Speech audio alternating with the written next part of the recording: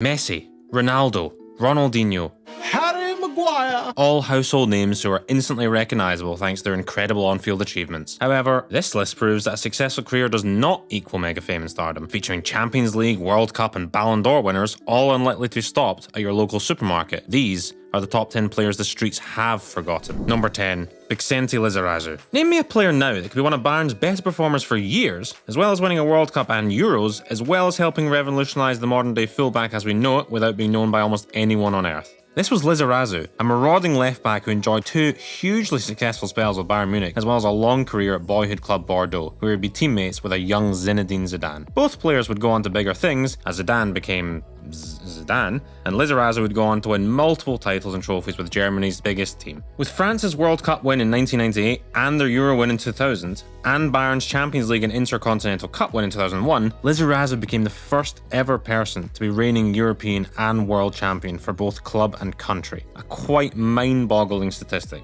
His attacking style was something rarely seen at the time from a fullback, and his whipped crosses and multiple spectacular goals would endear him to the Bayern faithful for the 8 years he spent there, before eventually hanging up his boots in 2006. Number 9. Ludovic Julie. Known as the Magic Elf thanks to his diminutive stature and fantastic ability, Ludovic Julie is a man that is well and truly forgotten amongst football fans today. Julie was a lethal French winger who spent the majority of his career in France, as well as having spells at Roma and more notably Barcelona, where he'd win the Champions League in 2006. He started his career in Lyon in 1994 and 4 years later would move to Monaco for around £7 million, which in the 90s was a considerable sum of money. It was here where he probably spent the majority of his prime, with his best season being his last as Monaco reached the 2004 Champions League final. I distinctly remember this guy tearing Chelsea a new asshole in the semis that year. Unfortunately, he would be struck down with injury very early in the final as Jose Mourinho's Porto cruised to the title in Gelsenkirchen. Julie's performances would not go unnoticed though, and he got his big move to Barca in 2004, where he'd be a key player for 3 seasons before eventually being displaced by some kid called Lionel Messi. Lightning quick, direct and deadly from both feet, Julie was a player I remember as a superstar, and I cannot understand for the life of me why he's gone so far under the radar. Number 8.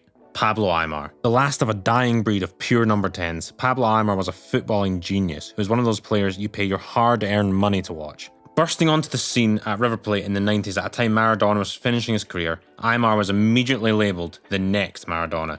And if it weren't for an injury-hit career, who knows what could have happened? The talent was incredibly evident, forcing Valencia to splurge a club record fee on him in 2001, where he'd win 2 La Ligas in 5 seasons. A short spell at Zaragoza was followed by a hugely successful period with Benfica, where his combinations with Angel Di Maria and fellow River Plate graduate Javier Saviola would lead Benfica to multiple league titles, despite recurring injury problems hampering his time at the club. A career that promised a lot more, but a career that results in Lionel Messi claiming to be his idol doesn't really sound like a bad career to me. Number 7. Jari Litmanen. Often referred to as the only ever king of Finland, or Kuningas, which is not what it sounds like, I can assure you, Jari Litmanen is undoubtedly Finland's greatest ever player. A second striker who had spells at some of Europe's most successful clubs, including Barcelona and Liverpool. It was Ajax though where he'd spend the most successful years of his career between 1992 and 1999. Who would play a pivotal part in back-to-back Champions League finals in 95 and 96, winning one and being the tournament's top scorer in the other.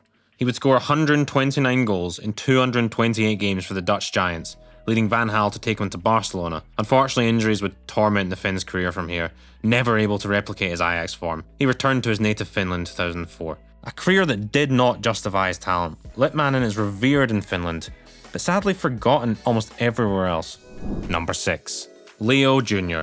If you know this man, please let us know in the comments because I'm still to meet anyone who does. And yet, this was a guy once named as Pele's idol, and named by the same man as one of the top 125 living footballers in 2004. Leo Jr., or simply Junior, was a Brazilian fullback or deep-lying midfielder who spent the majority of his career with Flamengo in his home country Brazil, as well as spells in Italy with Torino, winning the Serie A Player of the Year award in his first season, and Pescara. Known for his elegance, leadership, technique, and unerring set-piece ability, Leo Jr. is often considered to be ahead of Roberto Carlos by many Brazilians in their greatest left-back of all time debate. That is the caliber of player we are dealing with here. Perhaps more known for his time with the national team, Jr. was very unfortunate to miss out on the great Brazilian side of the 60s and 70s, having only played with Pele once in his career. Had he been a few years older, it is almost certain he would be commonly in the argument for greatest fullback of all time. Number 5. Rui Costa. Probably one of the more well-remembered players on the list, but still nowhere near appreciated enough. Rui Costa was one of the most talented Portuguese players of all time. A true number 10 in every essence of the word. The maestro is one of football's good guys. Adored by his own fans and respected by oppositions, Rui Costa would have a fantastically underrated career, starting and ending at boyhood club Benfica, with hugely successful spells at Fiorentina and AC Milan sandwiched in between, the latter of which he would win the Champions League and Serie A with. He would return to Benfica in 2006, and such was his desire to play for his hometown club again that he essentially told Benfica, "I'll play for any wage." He retired in 2008, one of the most respected players ever, but in terms of pure talent, he is perennially underrated. Number 4. Rob Renenbrink. A man who missed out on footballing immortality by millimetres, as the deflected shot in the last 30 seconds of the '78 World Cup hit the post and bounced out, preventing Renenbrink from leading his nation to World Cup glory whilst being the tournament's top scorer, a feat that very few can claim. As it happened though, Argentina would go on to win 3-1 after extra time, and a career that would have been remembered fondly worldwide ended up being hugely forgotten about. Part of the great Anderlecht side of the 70s, scoring 176 goals in 308 games, largely from left wing. Renenbrink was known for his bewitching left foot, remarkable close control and ridiculous agility, skills that made him, at his peak, almost impossible to play against. He's the UEFA Cup Winners' Cup top scorer of all time and deserves to be remembered amongst the legends of the game. Number 3. Roberto Donadoni. A creative midfielder who was named as the best Italian player of the 1990s by the great Michel Platini, but a player I'm probably willing to bet you're not really familiar with if you're born in the last 30 years. This is largely because of the relatively few goals that he scored throughout his career, instead providing plenty of assists for his teammates to thrive. He was quoted as saying, "My greatest satisfaction comes from the pass that leads to the goal." Donadoni made a career of being unassuming, known for his pace, dribbling, set pieces and especially stamina. Donadoni was a right-sided midfielder for the majority of his career, spending the best years with AC Milan, where he'd win 6 Serie A's and 3 European Cups in his evidently underwhelming time there. He would also go on to be one of the pioneers of the MLS, where he'd played 2 seasons for the now New York Red Bulls at a time where the only people playing in the MLS were called Chad and Brock. Number 2. Francisco Gento. Many believe him to be the best left winger of all time.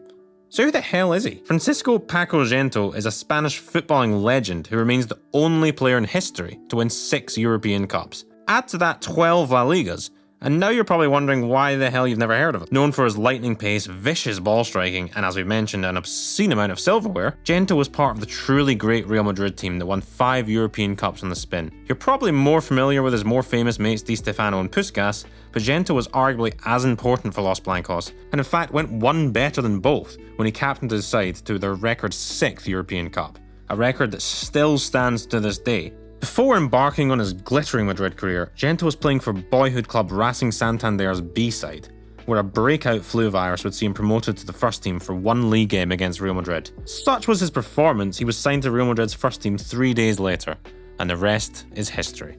Number 1. JeanPierre Papin.